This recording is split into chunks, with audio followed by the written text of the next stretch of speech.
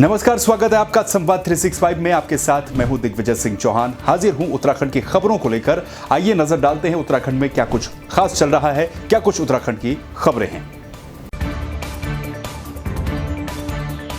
उत्तराखंड की प्रमुख कल्पतरु वृक्ष मित्र समिति के द्वारा क्षेत्र में बढ़ चढ़कर पर्यावरण को संरक्षित करने का काम किया जा रहा है। समिति के अध्यक्ष के माने तो अभी तक उनके द्वारा 8000 से ज्यादा प्लांट लगाकर पेड़ों का रूप ले चुके हैं। वहीं कल्पतरु वृक्ष मित्र समिति ने अब पर्यावरण को बचाने के लिए दूसरी मुहिम भी शुरू कर दी।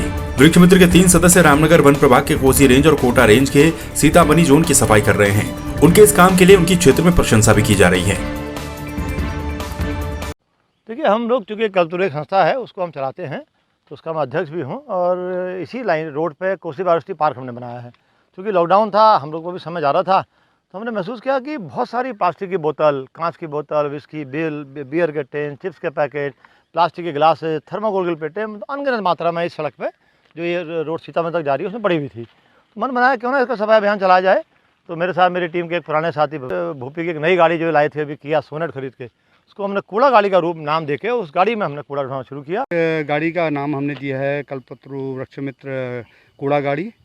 ये हमारे अध्यक्ष महोदय ने थोड़ा सा हमें सजेस्ट किया था, क्योंकि हम पेड़ पौधे तो लगाते ही हैं, साथ में इसके थोड़ा अगर जो इतना जो पोल्यूशन हो रहा है और चीज़ वो हो रही है, तो उसको वो करने के लिए हमने अपना एक ट्रिप बनाया, जिससे हम करीबन 8-10 किलोमीटर की रेंज में ये कूड़ा इकट्ठा करते हैं। टेढ़ा अपने कोसी बायोडायवर्सिटी पार्क से लेके बांगाझाला तक लगभग ये एरिया में हम जितना भी कूड़ा है, आपको कभी भी उसमें निकलोगे तो कूड़ा ना के बराबर मिलेगा। जी, ये लोग यहाँ रोज़ सफाई करने के लिए आ रहे हैं और यहाँ वन विभाग में ये शराब की बोतल पी के आगे पीछे फेंक जाते हैं। इन बेचारों को 4-5 दिन हो गए यहाँ सफाई करते करते। ये लोग इतना गंदा काम कर रहे हैं यहाँ पर शराब की बोतल फेंकने का, और इन बेचारों को परेशानी हो रही है। इनको ज़रा रोकना चाहिए। ये रोज़ आ रहे हैं यहाँ पर ये गंदगी को उठाने के लिए, बोतल बातल और ये कागज़, नमकीन के कागज़ यहाँ पे फेंक जाते हैं। ये बेचारे साफ़ करते करते आज 4-5 दिन से परेशान हो रखे हैं। देखिए, आज पर्यावरण दिवस पे मैं कहना चाहता हूँ कि हमारा सभी का दायित्व है कि हम पर्यावरण का संरक्षण करें और अनावश्यक जो जंगलों में कूड़ा वगैरह है वो ना फैलाएं। कल्पतरु संस्था द्वारा इस दिशा में विशेष प्रयास किए जा रहे हैं। उसके लिए हम उनके अध्यक्ष अतुल मेहरोत्रा जी और सभी के आभारी हैं कि वो जंगलों से जो कूड़ा एकत्र कर रहे हैं, साथ ही साथ वो पेड़ भी लगा रहे हैं। इनके लिए मैं उनका धन्यवाद अदा करता हूँ। मुख्यमंत्री तीरथ सिंह रावत ने राजकीय महिला चिकित्सालय तथा दूधाधारी बाबा बर्फानी कोविड अस्पताल का निरीक्षण किया। इस मौके पर उन्होंने करीब 970.74 लाख रुपए की लागत की विभिन्न योजनाओं का लोकार्पण भी किया। कोविड अस्पतालों के निरीक्षण के दौरान मुख्यमंत्री तीरथ सिंह रावत पीपीई किट पहनकर कोविड मरीजों से भी मिले और उनके स्वास्थ्य के बारे में भी जानकारी ली।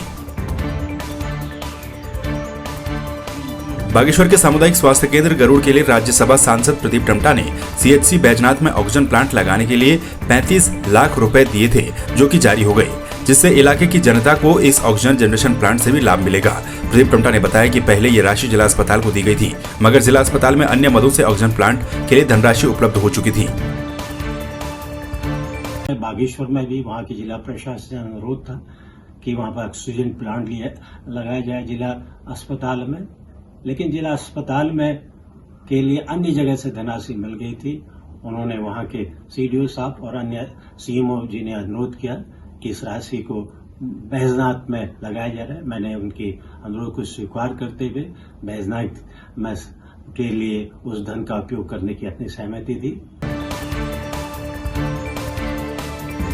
कोरोना वायरस की चेन तोड़ने के लिए लगाए गए लॉकडाउन को एक स्टेप और बढ़ाने को लेकर व्यापार सभा रुद्रप्रयाग ने इसका विरोध जताया है। रुद्रप्रयाग के अलग अलग बाजारों में व्यापारियों के द्वारा थाली और घंटी बजाकर अपना विरोध दर्ज करवाया गया। व्यापारियों का कहना है कि लगातार बढ़ रहे लॉकडाउन के कारण व्यापारियों की अर्थव्यवस्था चौपट हो गई है, जिससे उनके सामने रोजी रोटी का संकट पैदा हो गया है। अब जो है स्थिति सामान्य हो चुकी है और जो हमारे व्यापारी हैं बहुत ही परेशान हैं, और हम ये चाह रहे हैं, सरकार से ये मांग कर रहे हैं कि हमारे जो हैं नियमों के अनुसार, शर्तों के अनुसार धीरे धीरे मार्केट खुलना चाहिए। और इसमें खास करके छोटा व्यापारी है वो बहुत परेशान है। अगर व्यापारियों की मांग पूरी नहीं होगी तो आगे आंदोलन की रूपरेखा तैयार की जाएगी।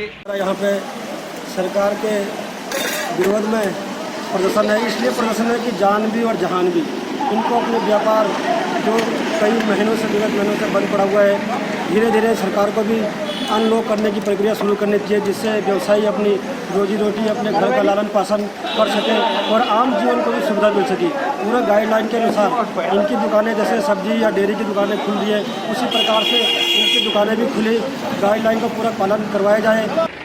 देखिए, जब पिछली बार लॉकडाउन लगा था तो सरकार ने थाली और ताली बजाकर बड़े बड़े वादे किए थे जनता से और लोगों को कहा था कि हम कोरोना से मुक्त हो रहे हैं, पर जिस तरह से दूसरी लहर की तैयारी नहीं की गई और लोग ऑक्सीजन और अन्य हॉस्पिटल में अन्य कमियों से मरते रहे, तो कहीं ना कहीं सरकार का फेलियर है। और जिस तरह से व्यापारी सबसे ज़्यादा टैक्स देता है और जीएसटी अभी तक व्यापारी के पास माल पड़ा हुआ है, कुछ माल सड़ने वाला है, कुछ एक्सपायरी होता है, तो सरकार को इस ओर भी ध्यान देना चाहिए।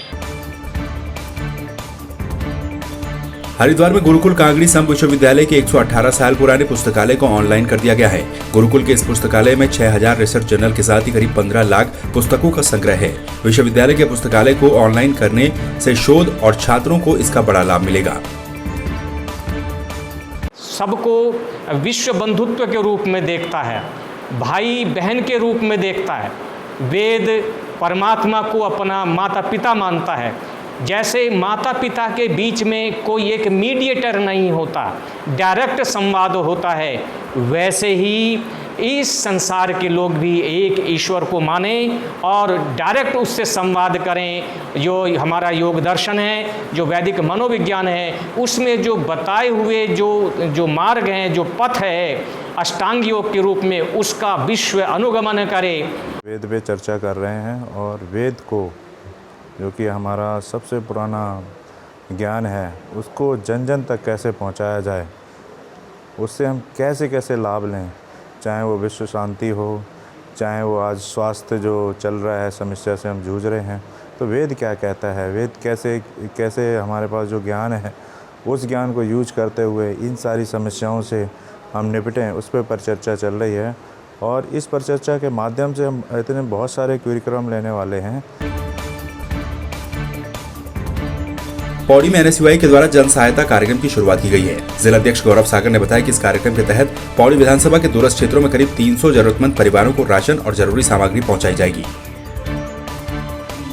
एनएसयूआई पौड़ी द्वारा जन सहायता कार्यक्रम को लॉन्च किया गया, जिसमें हमारे द्वारा पौड़ी विधानसभा के 300 परिवार जो बहुत ज़्यादा रिमोट एरियाज में, जिनको बहुत ज़्यादा इस सहायता की आवश्यकता है, तो हमें उनको राशन किट प्रोवाइड की जाएगी। इस कार्यक्रम को आज वर्चुअल माध्यम से हमारे पूर्व लोकसभा प्रत्याशी और कांग्रेस नेता आदरणीय मनीष खंडूड़ी जी और एनएसयूआई प्रदेश अध्यक्ष मोहन भंडारी जी ने लॉन्च किया, और साथ में हमारे साथ यहाँ पर जिला अध्यक्ष कांग्रेस कमेटी कामेश्वर राणा जी और बड़े भाई पूर्व जिला पंचायत अध्यक्ष केसर सिंह नेगी जी द्वारा आशीर्वाद देके युवाओं को प्रोत्साहित किया गया। जो एनएसयूआई की टीम काम कर रही है, गौरव सागर जी की टीम पूरी, मतलब जो एनएसयूआई की टीम है, जन सहायता किट स्वस्थ रहें खुश रहें, उस नाम से ये पूरे जो लोग इसके नीड हैं, जो जिनको इसकी ज़रूरतमंद लोगों को ये उस किट को वितरित करेंगे। इसका लॉन्च भी मतलब माननीय मनीष खंडूड़ी जी द्वारा भी वो कर दिया गया है। साथ में हम लोग हैं, पर बहुत अच्छा काम कर रही है एनएसयूआई की टीम हमारी। जोशीमठ नगर में लोगों को पीने का पानी नहीं मिल पा रहा है, तो वहीं दूसरी तरफ विभाग के द्वारा बनाए गए टैंक से पानी लीकेज हो रहा है। टैंक लीकेज होने की वजह से पानी खुले में बह रहा है, जिससे लोगों के घरों तक पानी नहीं पहुंच पा रहा। विश्व पर्यावरण दिवस के मौके पर पिथौरागढ़ जिले में वृक्षारोपण का कार्यक्रम किया गया। इस दौरान जिलाधिकारी आनंद स्वरूप और मुख्य विकास अधिकारी अनुराधा पाल के साथ साथ अन्य अधिकारियों ने भी वृक्षारोपण कार्यक्रम में प्रतिभाग किया। देश में लगातार बढ़ती महंगाई के विरोध में यूथ कांग्रेस ने पिथौरागढ़ में विरोध प्रदर्शन किया। पिथौरागढ़ के कलेक्ट्रेट कार्यालय के बाहर कोविड नियमों को ध्यान में रखते हुए कांग्रेस के द्वारा धरना दिया गया। इस दौरान यूथ कांग्रेस के जिलाध्यक्ष ऋषेंद्र महर ने कहा कि वर्तमान समय में पूरे देश में कच्चे तेल की कीमत सबसे कम हुई है, लेकिन उसके बावजूद भी भारत सरकार पेट्रोल और डीजल की कीमतों में लगातार इजाफा कर रही है, जिससे लोगों पर महंगाई की दोगुनी मार पड़ रही है। पेट्रोल डीजल के दाम बढ़ा दे रहे हैं, गैस के दाम बढ़ा दे रहे हैं, जिससे सीधे सीधे पता चलता है कि भाजपा की जो सरकार है वो जन विरोधी सरकार है। और सोचनीय बात यह है कि ऐसे दुख के समय पे जब हम कोरोना काल से जूझ रहे हैं, जिस समय पे लोग वैसे ही परेशान हैं, ऐसे समय पे तेल की कीमत कम करने के बजाय बढ़ाना अपने आप पे जनता पे दोहरी मार है, जिसका हम पुरजोर विरोध करते हैं। हम चेतावनी देना चाहते हैं भाजपा की सरकार को कि अगर उन्होंने जल्द जो है पेट्रोल, डीजल, तेल या अन्य खाद्य पदार्थों कि अगर रेट कम नहीं किए तो यूथ कांग्रेस चुप नहीं बैठेगी और हम सड़कों पर उतरने हेतु भी बाध्य होंगे। उत्तराखंड में वैक्सीनेशन की सुस्त रफ्तार को लेकर काशीपुर में कांग्रेस कार्यकर्ताओं ने एसडीएम कार्यालय में एकत्रित होकर जमकर नारेबाजी की और ज्ञापन सौंपकर जल्द ही वैक्सीनेशन के काम में तेजी लाने की मांग की। सामने है कि कोरोना महामारी से जिस तरह से हमारे देश में एक हाहाकार मचा हुआ है और आए दिन अभी भी कोरोना महामारी फैली हुई है, लेकिन जिस तरह से टीकाकरण की नीति केंद्र सरकार की रही है वो बहुत ही असंतोषजनक है और बहुत ही चिंताजनक है। केंद्र सरकार पहले ही हाथ खड़े कर चुकी है और राज्य सरकारों को स्वतंत्र कर दिया है, और जिसमें कि मारामारी उनके बीच में हो रही है कि किस तरह से टीके को प्राप्त करा जाए। उधर से दूसरी साइड जो है टीका का बाजारीकरण हो रहा है, टीका का कालाबाजारी हो रही है और 900 से लेकर 2000 तक टीके लगाए जा रहे हैं, जो कि केंद्र सरकार आंख मुंह बंद करके बैठी हुई है कि आम जनता को टीका नहीं लग रहा है और कालाबाजारी बढ़ती जा रही है। मुख्य हमारी जो मांग थी वो पूरे प्रदेश भर में माननीय प्रदेश अध्यक्ष प्रीतम सिंह जी के आह्वान पर आज राष्ट्रपति महोदय को उप जिलाधिकारी और जिलाधिकारी महोदयों के माध्यम से ज्ञापन दिया गया है। ज्ञापन का मुख्य विषय है कि प्रतिदिन 1 करोड़ लोगों को वैक्सीन लगे और जो वैक्सीन लगे वो मुफ्त वैक्सीन का प्रावधान हो। यदि 1 करोड़ लोगों को प्रतिदिन वैक्सीन लगेगी तब भी कई महीने वैक्सीनेशन में लग जाएंगे। जिस प्रकार से आज केंद्र सरकार कहती है कि वैक्सीन महामारी में एक महत्वपूर्ण भूमिका अदा कर रही है और उसके बावजूद भी सरकार का वैक्सीनेशन को लेकर जो रवैया है वो पूरी तरीके से सकारात्मक नहीं है। बाजपुर की राम भवन धर्मशाला में 18 वर्ष से अधिक उम्र के लोगों को लंबे समय के बाद वैक्सीन लगने का काम शुरू किया गया। जहां वैक्सीन लगवाने के लिए भारी संख्या में लोग पहुंचे, तो वहीं सीएमएस डॉक्टर पंकज माथुर ने बताया कि 18 वर्ष से अधिक उम्र के लोगों के लिए 600 वैक्सीन की डोज प्राप्त हुई है। प्रदेश सरकार ने हमें कोविशील्ड वैक्सीन दी है 18 से 45 साल के लिए। इसी क्रम में हमें बाजपुर को 600 वैक्सीन हमें मिली हैं। 300 से रात को देर रात हमें मिली थी, तो 300 टीके हमने आज लगा देने और 300 कल लगा देंगे। हाँ, अभी जो जानकारी है वो स्लॉट बुक के हिसाब से लगा रहे हैं। एक दिन पहले आपको इसे पोर्टल खुलेगा, अपना वो पर्टिकुलर डालिए कोविन पोर्टल ऐप में या आरोग्य सेतु ऐप में, आपका साइट और लोकेशन बुक हो जाएगी और उसके हिसाब से आप नेक्स्ट डे बाजपुर में कहीं भी आप चाहते हैं पूरे उधम से कहीं भी करा सकते हैं। जसपुर में तेज रफ्तार बाइक तहसील मार्ग पर पेट्रोल पंप के ठीक सामने अनियंत्रित होकर सड़क पर गिर गई। घटना में बाइक सवार एक युवक की घटनास्थल पर ही मौत हो गई, वहीं दूसरा बाइक सवार गंभीर रूप से घायल हो गया। 50 मिनट पे एक लगभग 22 साल की उम्र के एक पुरुष की ब्रॉड डेड की स्थिति में यहाँ पर 108 से लाया गया और जिसको डॉक्टर ने मृत घोषित कर दिया। यहाँ पर शादी में आई थी वीरपुरी और ये रहने वाले भगतपुर थाने के हैं। गांव नरेंद्रपुर पड़ता है। एक खिलेंदर है, एक अमित है। एक की चोट से मृत्यु हो चुकी है, सर में चोट लगी थी। बारात में आए थे, दारू पी हुई प्रतीत हो रहे हैं ये और काफ़ी ओवर स्पीड थी और मोटरसाइकिल रोड में रपटने से सर में आई चोटों से इनकी एक की मृत्यु हो गई है, एक का उपचार चल रहा है। बाजपुर किसान मोर्चा के आह्वान पर किसानों ने कैबिनेट मंत्री यशपाल आर्य के कैंप कार्यालय के बाहर एकत्रित होकर विरोध प्रदर्शन किया। किसानों ने कृषि कानून की प्रतियां जलाकर विरोध प्रदर्शन किया और काले झंडे लहराकर केंद्र सरकार के खिलाफ भी जमकर नारेबाजी की। जो कृषि कानून 3 भारत की वर्तमान तानाशाह सरकार ने पारित किए थे, उनको आज 1 वर्ष पूरा हो गया और संयुक्त किसान मोर्चा के आह्वान पर पूरे देश भर में आज भारतीय जनता पार्टी के विधायकों, सांसदों, मंत्रियों के घरों के सामने ये कार्यक्रम था। ये संकेत देने के लिए, संदेश देने के लिए इन प्रतियों को जलाकर कि जो सड़कों पर बैठे मजदूर किसान अपने बाल बच्चे के साथ बैठे हैं लंबे समय से, वो तब तक आंदोलन ख़त्म नहीं करेंगे जब तक इन कानूनों को आप रद्द नहीं कर देते। धनौल्टी में विश्व पर्यावरण दिवस के अवसर पर मसूरी वन प्रभाग की जौनपुर रेंज के कर्मचारियों एवं इको पार्क धनौल्टी के स्टाफ के द्वारा धनौल्टी बीट के क्षेत्र अंतर्गत विभिन्न प्रजाति के पौधों का रोपण किया गया। धनौल्टी विधानसभा क्षेत्र की ज्वलंत समस्याओं के निदान के लिए उत्तराखंड ओबीसी आयोग के उपाध्यक्ष संजय नेगी के नेतृत्व में क्षेत्र के जनप्रतिनिधियों ने सीएम तीरथ सिंह रावत से मुलाकात कर जल्द ही समस्याओं का हल करने की मांग की और उन्होंने कहा कि दैवीय आपदा से प्रभावित जौनपुर क्षेत्र के लिए कई घोषणाओं पर काम शुरू नहीं हुआ है। पर्यावरण दिवस के मौके पर हल्द्वानी के इंस्पिरेशनल कॉलेज में सेल्फ रिलायंस इनिशिएटिव संस्था के तत्वाधान में पर्यावरण दिवस मनाया गया। सदस्यों के द्वारा गुलमोहर आम, अंजीर और चीकू के पेड़ लगाए गए। हमारा हमेशा प्रयास रहता है कि हम पर्यावरण के लिए कुछ अपना योगदान दे सकें और सभी से मैं अपील भी करती हूँ कि हर मनुष्य ने कम से कम अपने जीवन काल में 10 पेड़ तो लगाने चाहिए। जिस तरह विकास हो रहा है तो हमारे जंगलों का भी विकास होना चाहिए।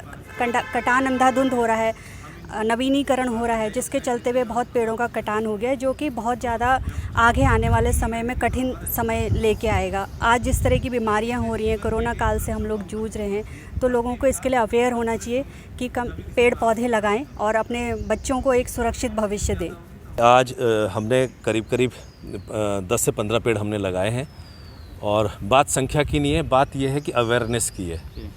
और ये पेड़ सिर्फ पर्यावरण दिवस के दिन हमने लगा दिए, बाकी ना लगाएं तो उसका औचित्य नहीं है। कोई भी अवसर किसी भी घर परिवार वाले को मिलता है तो घर में एक वृक्ष जरूर लगाना चाहिए। और क्योंकि वृक्ष है तो जीवन है और हमारा रिश्ता वृक्ष से है। हरिद्वार के गुरुकुल कांगड़ी सम विश्वविद्यालय के कुलपति के द्वारा वृक्षारोपण कार्यक्रम आयोजित किया गया।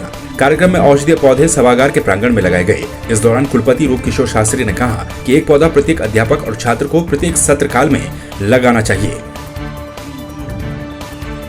हमारे पर्यावरण विभाग के प्रोफेसर देवेंद्र मलिक जी, रजिस्ट्रार साहब और हमारे सभी विश्वविद्यालय के स्टाफ के साथ आज हमने बहुत ही उल्लास के साथ इस प्राकृतिक वातावरण को और सुगम बनाने के लिए इन वृक्षों का आरोपण किया है। क्योंकि हमारा ये कैंपस है, पूरा प्राकृतिक कैंपस है और यहाँ अनेक प्रकार के पेड़ पौधे, वनस्पतियाँ, बेल, लताएँ हैं।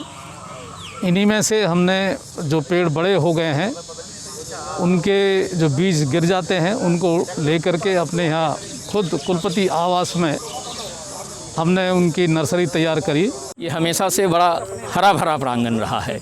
आप बहुत पुराने पेड़ भी यहाँ देखेंगे, नए पेड़ भी यहाँ देखेंगे। तो यहाँ तो हम लोगों ने वृक्षारोपण का कार्यक्रम सतत कर रखा है और आज के मौके पर चूँकि विश्व पर्यावरण दिवस हम मना रहे हैं, इस बात का खास महत्व है। और आज हमारे कुलपति जी, हमारे कुलसचिव जी और अन्य शिक्षक यहाँ एकत्र हुए हैं फलदार पौधे लगाने के लिए, औषधीय पौधे लगाने के लिए, अन्य पौधे लगाने के लिए।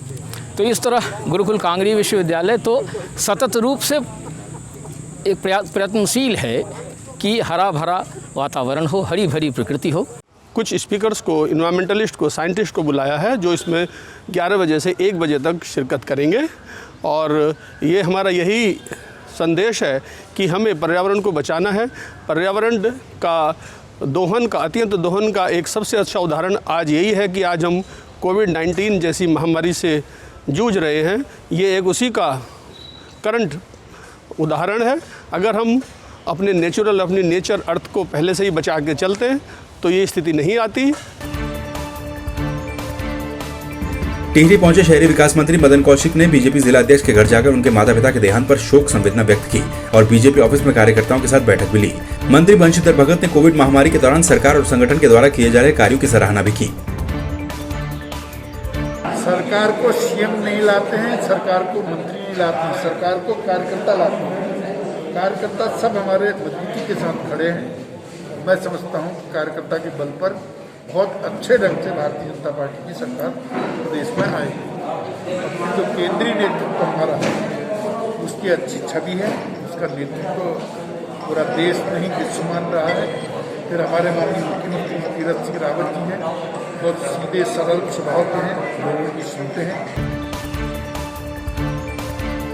टिहरी गढ़वाल के थाना मोनी की रेती क्षेत्र अंतर्गत ढालवाला पर स्थित चेकिंग बूथ पर एंटीजन टेस्ट करवाने वाले चिकित्सकों की टीम में काम करने वाले युवक के द्वारा मात्र 5,000 के लालच में दिल्ली से आने वाले 8 लोगों की रिपोर्ट तैयार की गई। टिहरी वरिष्ठ पुलिस अधीक्षक तृप्ति भट्ट ने कहा है कि पुलिस के द्वारा दिल्ली से आए 8 युवकों की CRL डायग्नोस्टिक रिपोर्ट की जाँच की गई तो वहाँ पर उनकी रिपोर्ट फर्जी पाई गई, जिसके बाद पुलिस ने मुकदमा दर्ज कर लिया है। ढालवाला क्षेत्र में एक फर्जी RT-PCR का प्रकरण सामने आया था, जिसमें माननीय मंत्री जी महोदय द्वारा भी वहां पर अपनी उपस्थिति में ये सब छापेमारी की कार्रवाई की गई थी और पुलिस द्वारा भी इसमें तत्पर कार्रवाई करते हुए लगातार जो इसके पूरे तार जुड़े हुए घटनाक्रम थे उसका अनावरण किया गया और जो पैथ लैब्स इसमें संलिप्त थी, साथ ही साथ जो युवक था जो मात्र 5,000 रुपये के लालच में लगभग 8 लोगों की नेगेटिव रिपोर्ट बना के 1 घंटे के अंदर RT-PCR रिपोर्ट्स प्रोवाइड करा रहा था, उस व्यक्ति को भी गिरफ्तार कर लिया गया। इस मामले में जो धाराएं हैं उसमें अभियोग पंजीकृत कर लिया गया और इसके वृहद स्तर पे होने की संभावना से इनकार नहीं किया जा सकता। इसकी जांच जारी है। कांग्रेस नेता सूरवीर सजवान के प्रयासों से विस्थापित क्षेत्र पशुलोक में कोरोना वैक्सीनेशन केंद्र स्थापित कर दिया गया है। उन्होंने क्षेत्र के लोगों से जल्द से जल्द वैक्सीन लगाने की अपील भी की है। बताओ, ये टिहरी के जितने विस्थापित हैं जिन्होंने पूरे देश के लिए अपनी धरती छोड़ी है और दूसरी जगह बसना स्वीकार किया है, उन टिहरी के लोगों के लिए वैक्सीनेशन नहीं है सरकार के पास। तो वैक्सीन के लिए नोट करो कि वहाँ वैक्सीन के लिए हमारे चौहान साहब है Shivalik public school, Shivalik Bhagirathi public school ये आसना में डोबरा आसना के मध्य है, ठीक है। डोबरा और असीना ग्राम सभाएं जहाँ बसी हुई है उसके मध्य में है ये विद्यालय। जरा बात करके मुझे बताओ और कब करोगे, उसकी वैक्सीनेशन कब होगी उन लोगों की, वो मुझे बता दो। हाँ, पर आज अभी बात करो उनसे, डीएम से भी, जिससे भी करनी है, ठीक है। मैं जितने टिहरी बांध के विस्थापित गांव हैं यहाँ, उन तमाम गांवों की जनता को इस सरकार ने बिल्कुल अनाथों की तरह छोड़ दिया था। 16 के 16 ग्राम सभाओं में ये व्यवस्था की गई कि यहाँ टीकाकरण होगा, शहर में टीकाकरण हो रहा है, किंतु तमाम गांवों को छोड़ दिया गया था कि साहब वहाँ तो टीकाकरण हो ही रहा है। कौन साहब ने उसको खबर दी और मैंने उसी वक्त तमाम संबंधित अधिकारियों को, वीडियो से लेकर के तमाम अधिकारियों को, डॉक्टरों को सूचना दी। उन्होंने कहा साहब इस पर पैनल में तो अभी है नहीं। हमने कहा हम कुछ नहीं जानते हैं, पैनल में है नहीं है, हमको लिखित ना कह दो। तो तब उन्होंने वास्तव में स्वीकारा है, मैं उनको बधाई देना चाहता हूँ। तमाम डॉक्टर भी यहाँ आ गए हैं और टीकाकरण हो रहा है। मैं चौहान साहब से कहूँगा कि टीकाकरण भी जितने लोग हैं और हमारी नीति। तो आपने देखा उत्तराखंड में क्या कुछ खास चल रहा है, क्या कुछ उत्तराखंड की खबरें रही। एक बार फिर से आपके सामने हाजिर होंगे उत्तराखंड की कुछ और खबरों के साथ। तब तक के लिए आप बने रहिए संवाद 365 के साथ। नमस्कार।